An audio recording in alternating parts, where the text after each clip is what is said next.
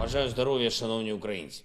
Важливі події відбулись сьогодні в Туреччині. В рамках візиту першої леді України, керівника Офісу президента та інших наших представників. В присутності Олени був спущений на воду перший корвет для нашої держави із тих, що мають бути побудовані турецькою стороною.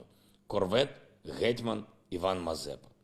Його будівництво почалося ще в 2021 році і у визначений час буде завершено.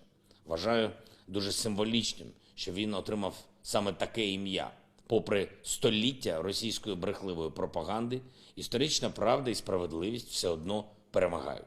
І немає жодної причини, щоб зірвався наш проект будівництва нового флоту для України. Ми реалізуємо всі намічені плани. Наша мета – це створення в Україні повноцінної бази для обслуговування і будівництва кораблів.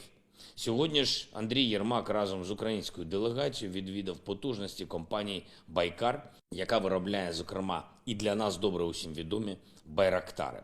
Від імені усіх українців Андрій подякував керівникам компанії та вручив голові ради директорів Сельчуку Байрактару орден за заслуги, яким той був відзначений до річниці незалежності України. Однак і ця зустріч не символічна, вона цілком практична. Ми готуємось до створення в Україні навчального центру і заводу компанії «Байкар», а також спільного виробництва авіадвигунів. Обов'язково реалізуємо і ці проекти. Україна завжди була і буде одним з європейських центрів військової та авіаційної промисловості. І я пишаюсь, що можу сказати ці слова абсолютно впевнено і обґрунтовано за підсумками вже 221-го дня повномасштабної війни Росії проти нашої держави. Щось у когось пішло не за планом. І цими зустрічами наша дипломатична активність сьогодні зовсім не вичерпується. Відбулася також зустріч перших леді України і Туреччини. Я дякую президенту Ердогану і його дружині Еміне за незмінну підтримку наших зусиль для повернення миру.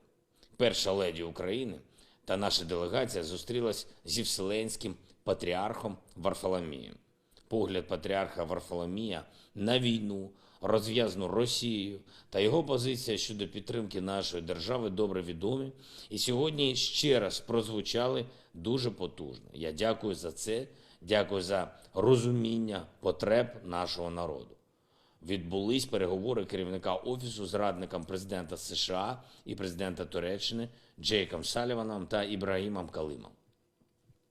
Дуже предметні переговори, абсолютно в інтересах України, для посилення нашої безпеки. Сьогодні ж я провів переговори з президентом Франції Еммануелем Макроном. Детально обговорили ситуацію на передовій, наші успіхи на фронті. Президент Макрон чітко підтримав нашу державу, засудив російські псевдореферендуми і спробу анексії нашої території. Обговорили посилення санкцій проти Росії. Також обговорили ситуацію на Запорізькій атомній станції, викрадення російськими окупантами генерального директора ЗАЕС Ігоря Мурашова. Це ще один прояв абсолютно відвертого російського терору, за який держава-терорист має нести постійно зростаюче покарання. Потужну спільну заяву маємо сьогодні від лідерів 9 держав НАТО – Чехії, Естонії, Латвії, Литви, Північної Македонії, Чорногорії, Польщі, Румунії та Словаччини. Вони засудили російські ескалаційні кроки і, що дуже важливо, підтримали наше прагнення стати повноправним членом НАТО. В цьому напрямку і рухаємось. Впевнений, і цей наш проект ми реалізуємо щоденно, як мінімум двічі. Вранці ввечері я отримую звіти від наших військових. Цього тижня у звітах найбільшу частину займає перелік звільнених від ворога населених пунктів в рамках нашої триваючої оборонної операції. Найбільш медійною зараз стала історія звільнення Лиману Донецької області. Але успіхи наших воїнів не обмежуються тільки Лиманом. Це, знаєте, така тенденція. Нещодавно хтось десь проводив псевдореферендуми, а коли повертається український прапор, про російський фарс з якимись там папірцями і якимись там анексіями ніхто і не згадує. Окрім, звичайно, правоохоронних органів України. Бо кожен, хто причетний до будь-яких елементів агресії проти нашої держави, буде за це відповідати. І я дякую усім, хто наближає ці моменти перемог, хто повертає український прапор на його законні місця на українській землі. Я дякую всім, від генералів до рядових, від професійних військових, розвідників, спецслужбовців до волонтерів і кожного, хто допомагає обороняти нашу державу. А особливо відзначу за успіхи на сході нашої країни 25-ту, 80-ту, 81-ту, 95-ту бригади десантно-штурмових військ, 14-ту і 92-го окремі механізовані бригади, 1-шу, 4-ту і 17-ту танкові бригади, сили спеціальних операцій, підрозділи Національної гвардії та Національної поліції, співробітників Служби безпеки України і наших розвідників, ГУРМО. Дякую, воїни. І ще одне. Сьогодні в Україні відзначаються два професійні свята. День учителя, День працівника освіти і День сил тероборони.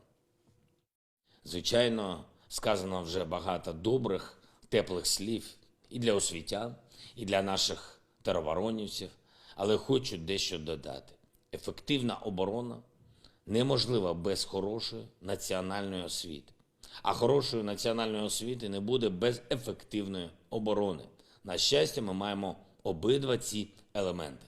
Завдяки професійності та сумлінності українських вихователів, вчителів, викладачів у нас є воїни, які знають, що таке людяність і цінують все те, що уособлює собою Україна. А завдяки нашим хоробрим воїнам українська освіта на українській землі передаватиме наші цінності усім поколінням нашого народу. Я дякую кожному українському вихователю, вчителю і викладачу.